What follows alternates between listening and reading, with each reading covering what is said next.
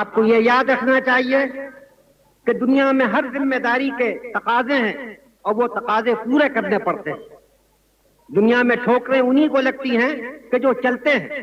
جو پاؤں توڑ کر بیٹھ جاتے ہیں انہیں کبھی ٹھوکر نہیں لگتی. گرتے وہی ہیں کہ جو دوڑیں گے. کانٹے انہی کے تلووں میں چپتے ہیں کہ جو دوڑتے ہیں. جب تک کہ آزادی ہمارے ہاتھ میں نہ تھی، آپ کے ملک کا کیا حال تھا؟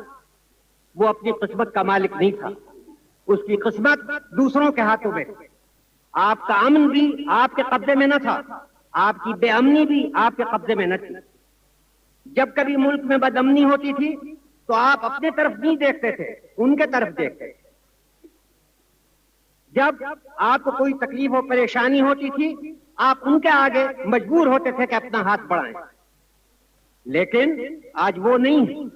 آج اپنی قسمت کے آپ خود مالک ہیں.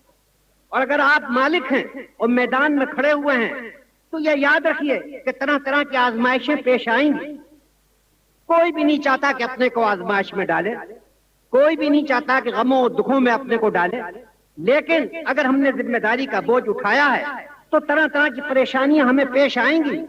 اگر ہم میدان میں دوڑ رہے ہیں تو قدم قدم پر ہم کو ٹھوکروں سے دوچار ہونا پڑے گا. اس سے ہمیں گھبرانا نہیں چاہیے، اس سے ہمیں اکتانا نہیں چاہیے. مرد بن کر ان تمام ذمہ داریوں کو اٹھانا چاہیے اور ان پریشانیوں کا مقابلہ کرنا چاہیے. اگر ایک زندہ انسان ہے اور اس کی رگوں میں گرم اور زندہ خون دوڑ رہا ہے تب اس کے لیے بیماریاں بھی ہیں، ٹھوکریں بھی ہیں، مصیبتیں بھی ہیں، ہر طرح کی پریشانیاں بھی ہیں.